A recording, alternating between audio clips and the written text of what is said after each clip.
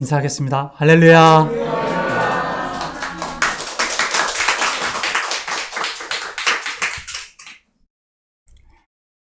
기도하겠습니다. 걸어가신 아버지 하나님 감사합니다. 하나님 너무나 사랑하시고 너무나 기뻐하시는 물된 동산 같은 우리 주원교회 귀한 재단에서 말씀 대언하게 하시니 감사합니다.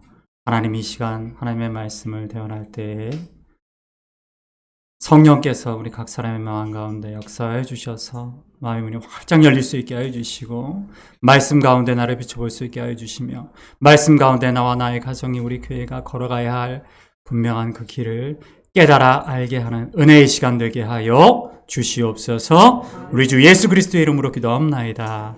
아멘. 할렐루야. 반갑습니다. 인사는 나중에 할 시간이 있을 거라고 생각을 합니다. 먼저 이 아름답고 귀한 복된 전재단에서 이렇게 말씀 전하게 되어서 너무나 하나님께 감사드리고요. 그리고 이 모든 것을 허락해 주시고 또한 이렇게 함께하게 해주신 우리 목사님, 우리 또 장로님, 안수 집사님, 모든 우리 주원교회 가족분들께 감사를 드립니다. 오늘 말씀은 우리가 방금 읽어봤지만 민수기 6장 대제사장이었던 아론과 그의 자손들 제사장들에게 하나님이 주신 그들이 이스라엘 백성들을 축복하는 사명에 대한 말씀입니다. 본문 펴고 계시면 우리 다시 한번 읽어볼까요? 민수기 6장 말씀 가운데서 24절, 25절, 26절 우리 세 절만 함께 합독하시겠습니다. 읽어보겠습니다. 여호와는 내게 복을 주시고 너를 지키시기를 원하며 여호와는 그의 얼굴을 내게 비추사 은혜 베푸시기를 원하며 여호와는 그 얼굴을 내게로 향하여 드사 평강 주시기를 원하노라 징하하라. 아멘. 은혜로운 말씀입니다. 이 말씀을 흔히 구약의 축도라고 합니다. 우리가 잘 아는 축도, 예배 때 목사님들께서 많이 하시는 그 축도는 흔히 우리가 신약의 축도라고도 하죠. 고린도후서 13장 13절에 나오는 바울의 평안의 인사말이죠. 주 예수 그리스도의 은혜와 하나님의 사랑과 성령의 교통하심이 너희 무리와 함께 있을지어다 라는 말씀입니다. 오늘날 많은 교회들은 그 신약의 축도, 바울사도의 축도로 하지만 아직도 유럽의 교회들이라든가 로터 교회라든가 그래서 많은 교회들은 이 아론의 오늘 우리가 읽었던 이 구약의 축도, 아론의 축도라고 하는 이 축도를 하는 교회들도 많이 있습니다. 이 축도를 할 때 제사장들이 하게 되어 있는 손 모양이 좀 독특합니다. 아시는 분들도 계시겠지만 혹시 집사님 좀 영상을 볼 수 있을까요? 제사장들이 이스라엘을 축복할 때 대제사장이나 제사장들이 이스라엘 민족들을 축복할 때 손 모양이 있어요. 네, 보이시나요? 신기하죠? 어떻게 하죠? 이렇게 손가락 두 개씩을 붙여서 이렇게 만드네요. 더 크게 보여드리겠습니다. 그 다음 그림 한번 보여주십시오. 네, 보통 이스라엘 사람들의 무덤이라든가 중요한 곳엔 이런 부조를 새겨 놓기도 합니다. 한번 해보시겠습니다. 자, 한번 해볼까요? 자, 이렇게 두 손가락을 들고. 근데 이게 정말 안 되는 분들도 있어요. 네. 나는 잘 안 된다 라고. 괜찮습니다. 네, 되시는 분들 한번 이렇게 해보십시오. 네, 이게 제사장들의 축복의 방법인데, 자, 왜 손을 이렇게 하는지 제가 이따 말씀드릴게요. 안 되시는 분들도 계시죠? 네, 안 되는 분들이 정상입니다. 네, 다 되지 않아요. 다 되시는 분은 이 아론의 가문 레위 지파다. 나는 레위 지파의 피가 흐른다. 모세랑 아론이랑 같은 혈통이다 생각하시고, 안 되시는 분은 나는 유다 지파다. 나는 다윗하고 예수님하고 같은 지파다 이렇게 생각하시면 됩니다. 그렇게 위로받으시고 자 목사님들이 축도하실 때 손을 드는 그 원형이 바로 이거예요. 이런 모양을 갖게 되어 있는데 왜 손을 이렇게 할까? 여기에 대한 얘기를 오늘 말씀드리려고 합니다. 우리가 쓰는 문자 중에는 크게 두 개로 나눌 수 있어요. 뭐가 있냐면 하나는 표음 문자고 하나는 표의 문자죠. 표음 문자는 우리가 아는 바와 같이 그냥 소리를 그대로 받아 적는 겁니다. 소리글이라고도 하는데요. 우리 한글이 표음 문자죠. 글자 하나하나, 자음, 모음 하나하나는 의미가 없지만 그걸 조합하여서 의미를 만들어내는 것이죠. 영어도 그렇죠. 영어도 알파벳 하나하나는 의미가 없는데 그것들을 조합을 하여서 문장도 만들고 대화도 하고 하게 됩니다. 그것을 표음 문자라고 하죠. 표의 문자는 뭡니까? 표의 문자는 그렇죠. 반대죠. 한 글자 한 글자에 의미가 있는 겁니다. 보통 역사가 오래된 언어들, 수천 년씩 된 그런 문자들은 표의 문자가 많죠. 우리가 잘 아는 중국의 한자가 그렇죠. 이렇게 짝대기 짝짝짝 세 개 그으면 뭡니까? 그렇죠. 여기 대천천이 흐르던데. 네, 내천이죠. 시냇물이 흘러가는 모양을 형상화한 거죠. 그 문자화한 거죠. 그게 내천자입니다. 한자가 그렇다는 거죠. 또 이집트의 상형 문자, 그렇죠? 여러 가지 동물이라든가 형상들을 또는 어떤 의미를 형상화하기도 합니다. 바로 그런 글자 하나하나에 의미가 있는 문자를 표의 문자라고 하죠. 예를 들어서 우리가 축복이라는 말을 참 좋아하는데요.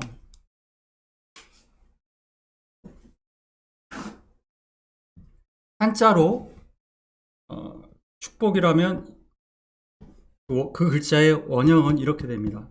쭉 이렇게 쓰죠. 축복이라고 쓰는데 이 축복이라는 글자에 의미가 있어요. 어떤 의미가 있냐면 표의 문자니까 이게 제단입니다.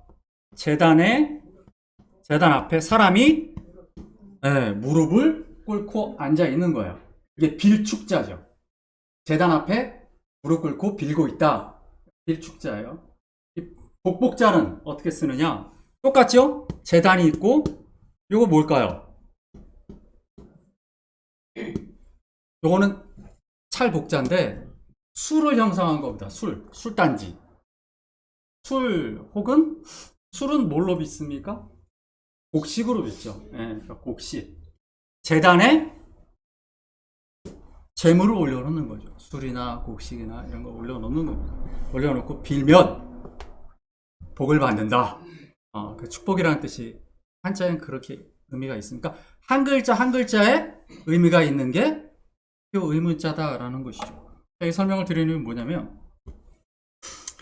구약성경을 기록하고 있는 히브리어 역시 오래된 글자니까요.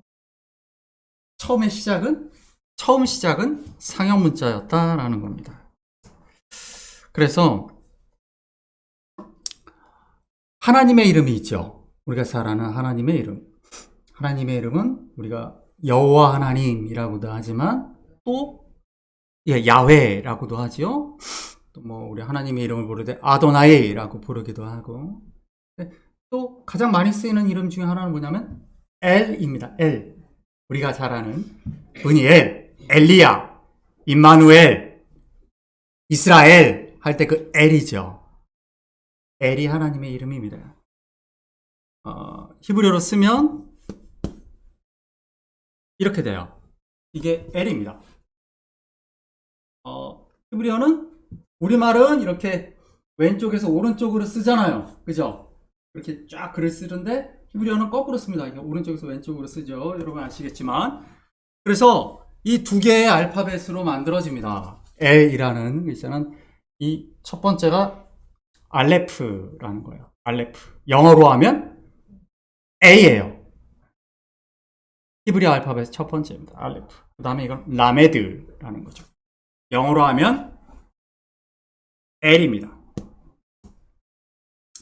LA가 아니고 AL 이렇게 읽는 거예요. 히브리어로 치면.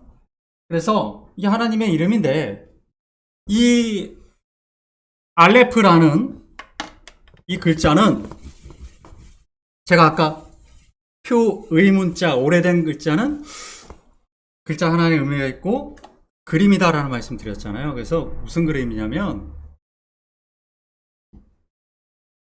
뭐 같으십니까? 맞아. 소 머리. 네. 숫소, 뿔에 있는 숫소의 머리. 요것을 형상화한 게 알레프라는 글자예요. 가장 오래된 유럽과 중동과 이쪽 지역에서 가장 오래된 글자는 하나의 뿌리를 갖고 있어요. 페니키아어의 그 뿌리를 갖고 있는데 이게 단순화돼서 이렇게 됩니다. 이게 뭐 같으세요? 이렇게 하면 그렇죠. 우리 학생들도 많은데 우리 학생들을 고난의 구렁텅이로 몰아넣고 있는 그 영어. 네, 영어죠. 그러니까 A가 이 소 머리가 A가 된 거예요. 그러니까 똑같이 히브리어에서도 알레프가 됩니다. 그러니까 보통 우리가 어떤 팀의 에이스야라고 하면 무슨 뜻입니까? 그 팀에서 제일 최고, 잘한다 이런 뜻이죠. 에이스라는 말이 최고다.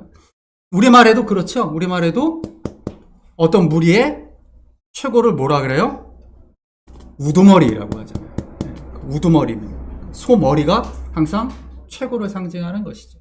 그래서 히브리어 알레프는 바로 이 소머리를 상징합니다.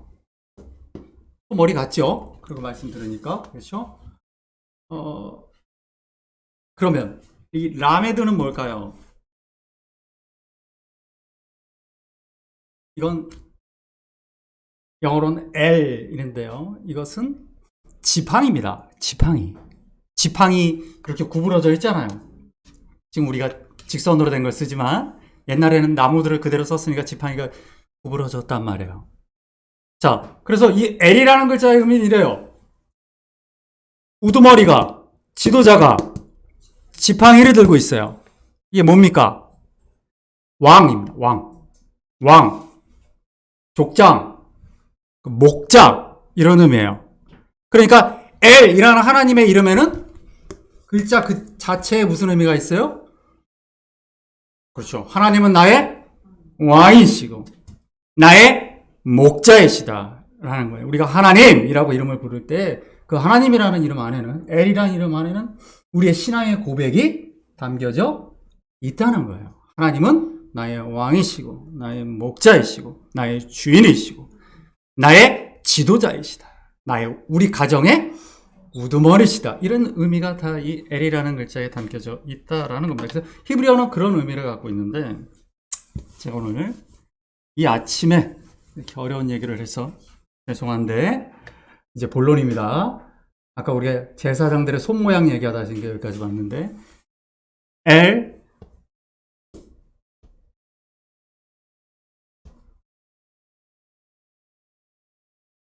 이 글씨는 이렇게 읽습니다. L 이것은 샤다이라고 있습니다. 엘 샤다이. 여러분 다 많이 들어보셨죠? 엘 샤다이. 무슨 뜻입니까?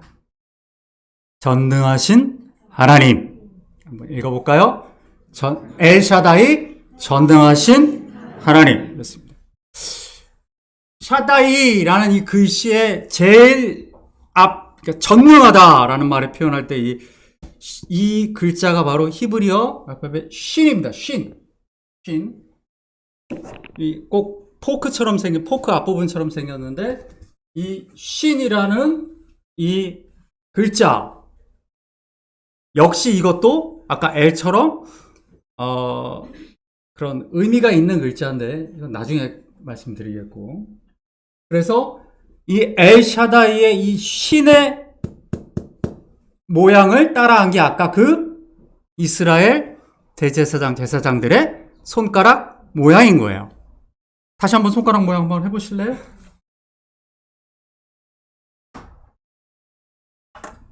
이렇게 되죠. 네. 그러면, 자, 축복 기도할 때 손을 이렇게 하는 이유가 뭡니까?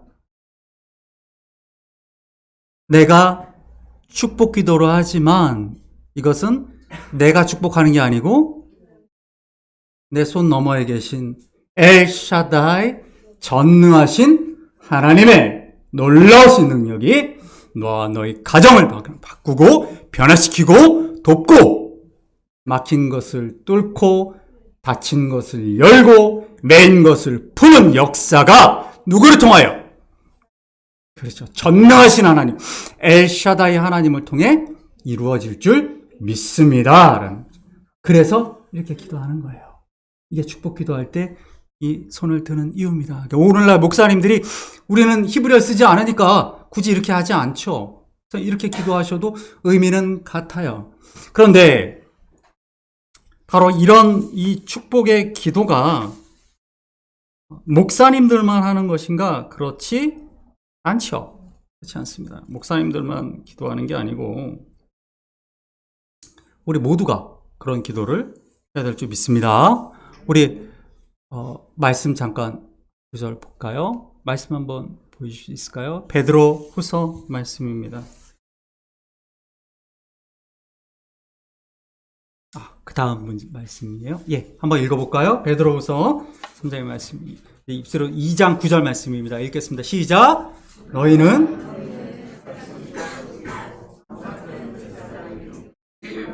나라요 소유가 된 백성이니 이는 너희를 어두운 데서 그의 기이한 빛에 들어가게 하신 이의 아름다운 덕을 선포하게 하려 하십니다.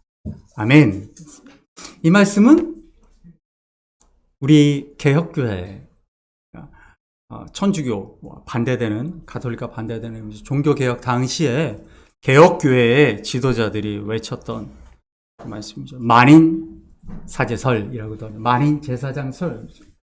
어떤 특별한 사람만이 제사장이 아니고 우리는 다 택하신 족속이요 왕 같은 제사장이다.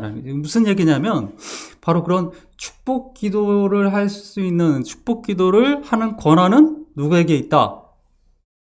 부름받은 그리스도인 모두에게 있다. 그래서 여러분 한국인들이 가장 좋아하는 그 성경 구절 중에 하나가 시편 1편이죠. 시편 1편 시작이 어떻게 되죠? 복 있는 사람, 한국 사람은 가장 복을 좋아하는데 새해 인사도 새해 복 많이 받아서 복을 좋아합니다. 히브리어로 복이 뭘까요? 히브리어로 복은 바라크라고 씁니다. 네, 바라크라고 쓰는데요. 베이트 레시 카프라는 세 개의 글자로 만들어지는 말입니다. 바라크. 따라해볼까요? 바라크. 바라크. 이게 복입니다. 근데 이 글자 하나하나에 또 의미가 있어요. 이건 베이트라는 것인데 이거는 벤을 의미합니다. 벤은 아들 혹은 자녀를 의미해요. 딸이기도 해요. 그래서 우리가 잘 아는 베냐민은 누굽니까? 요셉의 동생이죠. 야곱의 12번째 아들. 베냐민은 야민의 아들. 야민은 무슨 말이냐면 오른손입니다. 오른손의 아들이라는 의미가 벤이라는 거죠. 자녀. 레시는 머리입니다. 머리를 상징하는 거예요. 이 카프는 뭐냐? 이것은 손 모양입니다. 손 모양. 손 한번 이렇게 보십시오. 비슷하죠? 카프. 그래서 바라크라는 말이 복이에요. 이게 의미가 있어요. 어떤 의미냐? 자녀, 머리, 손이죠. 무슨 뜻이겠습니까? 자녀의 머리에 손을 얹는 것. 네, 그것이 축복이에요. 그래서 생각해 보시면 족장시대 때도 그렇죠. 아브라함이 그리고 이삭이 야곱이 자녀들에게 축복 기도할 때 머리에 손을 얹죠. 손을 얹으며 기도하는데 손을 얹고 기도하는 그 행위에 갖고 있는 것은 중요한 신앙 고백입니다. 어떤 신앙 고백이겠습니까? 내가 기도하지만 내 능력이 너를 복되게 하는 것이 아니고 누가? 그렇죠. 엘샤다의 전능하신 하나님이 너를 복되게 할 것이다. 오늘 특별히 말씀에 본 것과 같이 여호와는 내게 복을 주시고 너를 지키시기를 원하며 그의 얼굴을 내게 비추사 은혜 베푸시기를 원하며 그의 얼굴을 내게로 향하여 드사 평강 주시기를 원하노라 라는 이 말씀을 누구에게? 자녀에게. 근데 여러분 이 말이 되게 이게 의미가 되게 좋죠. 뭐냐면 복을 구하러 기도를 받는 자녀들의 자세는 어때야겠습니까? 머리에 손을 얹으려면 그렇죠. 무릎을 꿇어야 됩니다. 그러니까 복을 이 글자 안에 그러니까 히브리어 글자는 그냥 그 안에 많은 의미를 담고 있는데 오늘 우리에게도 그래요. 우리 예배를 드리러 나왔습니다. 아버지 하나님 앞에 자녀인 하나님의 백성들이 예배를 하러 왔어요. 예배를 드리는 그 자세는 무엇입니까? 하나님 앞에 무릎을 꿇고 머리를 조아릴 때 하나님께서 우리의 각자 한 사람 한 사람의 머리 위에 그분의 전능하신 오른손을 얹으셔서 놀라운 축복을 더해 주실 줄 믿습니다. 그런 마음이에요. 그래서 예배 드리는 그 마음은 늘 낮아지고 겸비하는 마음이에요. 하나님 앞에 무릎으로 나오는 마음입니다.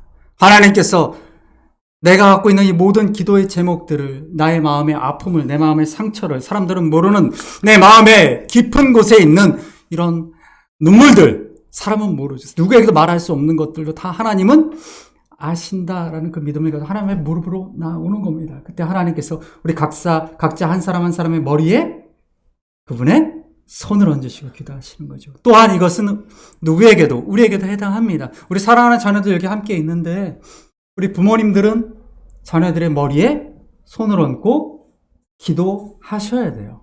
그게 또한 하나님의 사명입니다. 기도하면 내가 기도한다고 뭐가 되겠어?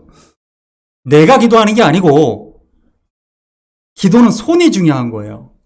내가 손을 얹으면 누가 역사하십니까? 전능하신 하나님, 엘샤다이 전능하신 하나님이 역사하시는 줄 믿습니다. 그러니까 내 자녀가 축복받고 내 가족이 축복받고 내 남편이 축복받고 내 부모님이 축복받고 내 아내가 축복받고 내 친지와 내 이웃들이 축복받으려면 어떻게 해야 되겠습니까? 내가 축복해야 돼요. 내가 축복하지 않아서 그들이 축복받지 못하는 겁니다. 왜? 그 사명이 나에게 주어졌으니까. 근데 내가 축복 기도를 안 하고 있다면 오늘 하루 내가 축복 기도하지 않으면 내 기도함으로 축복을 마땅히 받아 누려야 될 사람들이 축복을 받지 못하게 되는 거예요. 내 사랑하는 부모님이 축복받지 못하고 내 사랑하는 자녀가 축복받지 못하고 누구 때문에? 내가 기도 안 하니까. 그렇죠? 기도해야 될 줄 믿습니다. 축복해야 될 줄 믿습니다. 그게 우리의 권한이면서도 그래서 사명인 거예요. 사명이에요. 뿐만 아니라 거울 보고도 하세요, 여러분. 아침에 눈 뜨고 세수하러 욕실에 쓰셔서 이렇게 자신을 향하여 기도하세요. 축복 기도하세요. 마주 보고 여호와는 내게 복을 주시기를 원하며 너를 지키시고 평강으로 인도하실 줄을 믿는다라고 그렇게 기도하며 하루를 시작하십시오. 여러분, 마지막으로 우리 한 말씀을 더 볼 건데요. 창세기 12장 3절 말씀입니다. 창세기 12장 3절. 혹시 여러분 성경 갖고 계신 분들 한번 찾아보겠습니다. 하나님께서 아브라함을 불러 복의 근원으로 세우시면서 주신 말씀입니다. 함께 읽어보겠습니다. 너를 축복하는 자에게는 내가 복을 내리고 너를 저주하는 자에게는 내가 저주하리니 땅의 모든 족속이 너로 말미암아 복을 얻을 것이라 하신지라. 아멘. 우리가 아브라함을 하나님께서 복의 근원으로 세우셨다라는 말씀 너무나 잘 알죠. 근데 이 말씀 우리가 찬찬히 뜯어봐야 합니다. 뭐냐면 아브라함이 복 받는다는 내용이 아니죠. 무슨 내용입니까? 누가 복을 받는다고요? 누가 복을 받는다고 되어 있습니까? 아브라함을 축복하는 자가 복을 받고 아브라함을 저주하는 자는 저주받는 거예요.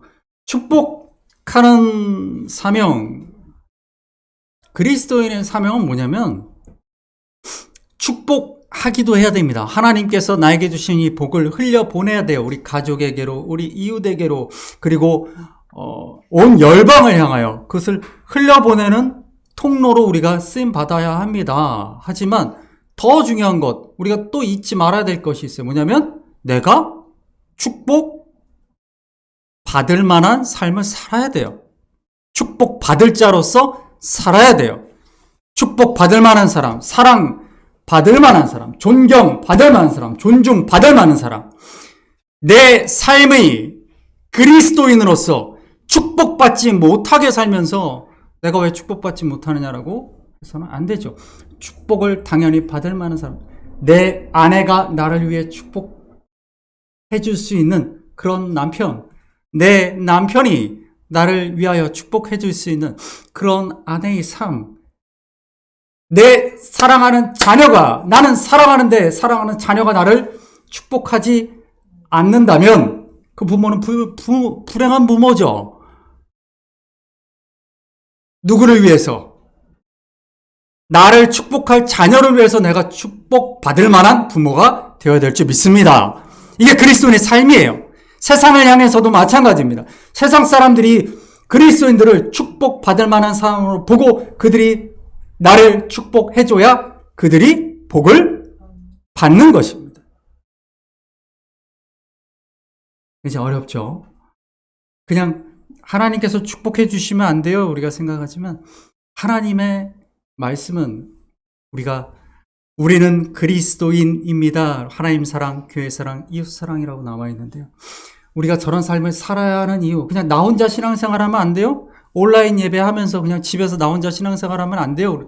그렇게 되어 있지 않아요. 네, 우리의 신앙의 모습은 그렇게 되어 있지 않습니다. 관계 속에서 내가 받을 복도, 다른 이가 나를 축복해야 내가 복을 받고 나를 축복함으로써 그가 복을 받게 되어 있어요. 그러니까 신앙생활이란 그런 것입니다. 그러니까 교회 공동체에 오지 않으면 복을 받지 못하죠. 왜? 나를 축복해 줄 사람이 없으니까. 지금 여러분 한번 돌아보십시오. 여러분 주변을 돌아보십시오. 이분들이 누군지 아세요? 여러분을 축복해 줄 사람들이에요. 여러분을 위해 축복 기도해 줄 사람들이에요. 그리고 여러분을 위해 축복해 줌으로써 복을 받을 분들이에요. 그러니까 나의 존재는 저 사람으로부터 축복을 받기도 하지만 내가 축복을 받음으로써 저 사람이 축복을 받는 것이죠. 여러분들이 그동안 애쓰고 수고하여 많은 선교지에서 수많은 열매를 거둔 것을 제가 그 귀한 말씀을 들었습니다. 그것은 여러분들이 그들에게 하나님의 축복을 전달해 준 것이기도 하지만 그들 또한 여러분을 위해 축복하였을 것이고 서로가 서로를 위해 축복하며 지내온 복된 삶인 줄 믿습니다. 이건 굉장히 아름다운 삶이에요. 그러니까 그리스도인은 이러한 삶을 계속 더 확장시켜 나가야 합니다. 나를 축복해 줄 사람을 더 많이 늘려야 되고 나를 축복함으로써 복받을 사람들이 더 많아져야겠죠. 오늘 그래서 이 시간에 축복하는 시간을 좀 가져보려고 해요. 서로가 서로를 위해 축복하는 시간을 좀 가지려고 합니다.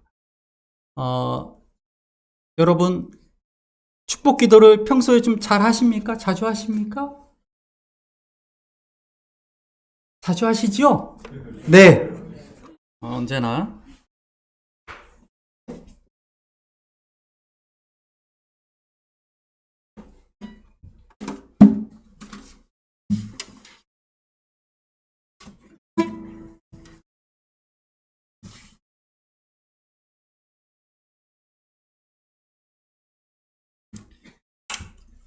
하나님의 약속이라는 곡인데요. 이 곡은 우리가 오늘 본문으로 읽었던 민수기 6장 24절에서 26절까지의 말씀을 가사로 하고 있는 곡입니다. 하나님의 약속이라는 찬양인데요.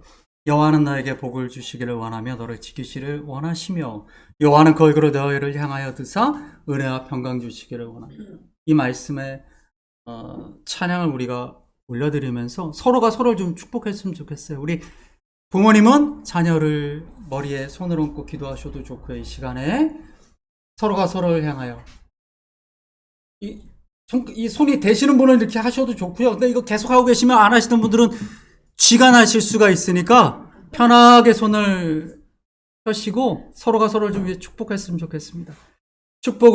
내가 축복을 많이 받는 사람, 내가 축복을 많이 받아야 나를 축복하는 사람이 복된 삶을 살 수 있는 줄 믿습니다. 그러니까 여러분 많이 축복하시고 많이 축복받으시기 바랍니다.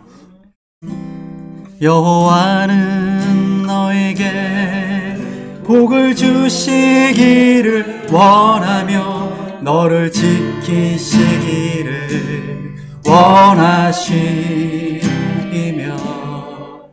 여호와는 그 얼굴을 너를 향하여 드사 은혜와 평강 주시기 원하노라. 여호와는 너에게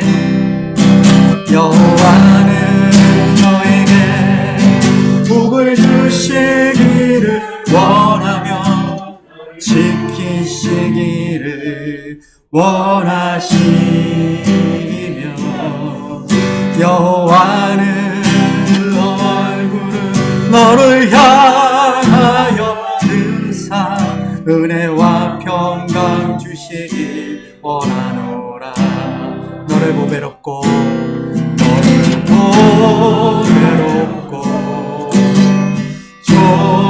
존귀하게 여기시는 하나님이 내 삶 속에서 이 약속을 진실하게 이루시리. 서로를 축복합니다. 땅에 기름진 것으로 하늘에 신령한 것으로 복 주시고 지키신 하나님이 아멘. 너의 영혼 잘 되도록 은혜 베푸시며 평강으로 인도하시리. 오늘 시간에 우리가 함께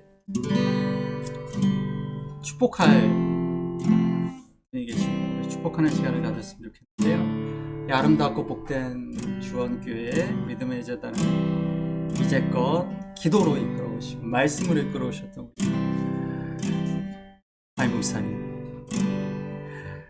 먼 곳으로 또 떠날 예정을 하고 계시는데 이 시간에 함께 목사님을 축복하는 시간을 좀 가지고 목사님 자리에 잠깐 일어나셔서 우리 목사님을 향하여 축복합니다. 엘샤다이 전능하신 하나님이 목사님의 삶 가운데 이제껏 그러하셨듯이 앞으로의 모든 걸음걸음 인도하시고 평강의 평강으로 지켜주실 것을 믿습니다. 우리 함께 찬양하겠습니다. 찬양하며 축복합니다.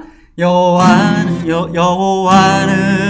너에게 복을 주시기를 원하며 너를 지키시기를 원하시니 여호와는 그 얼굴을 너를 향하여 드사 은혜와 평강 주시기 원하노라. 여호와는 너에게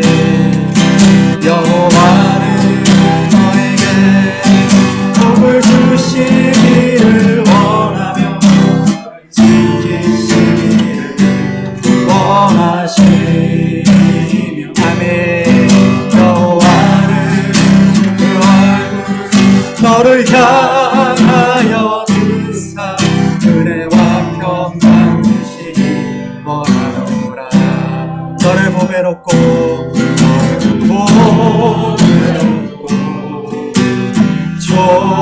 존귀하게 여기시는 하나님이 내 삶 속에서 이 약속을 내 삶 속에서 이 약속을 진실하게 이루시리.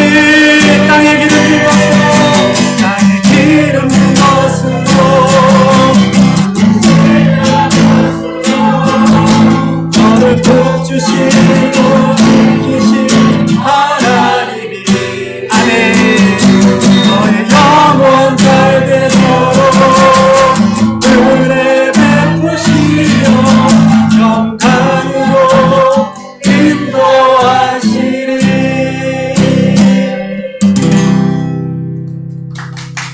할렐루야.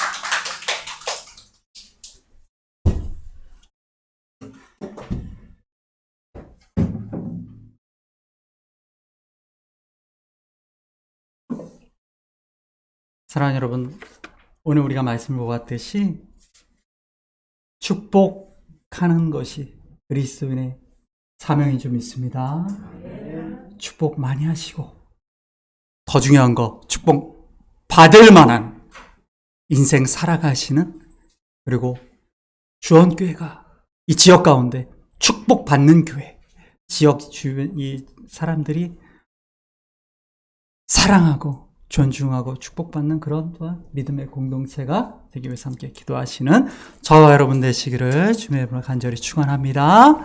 기도하겠습니다. 거룩하신 아버지 하나님 감사합니다. 하나님, 그리스도인의 사명이 축복하는 것이고 축복받는 것이라는 귀한 말씀 오늘 이 시간에 저희들에게 허락하여 주셔서 우리가 이 말씀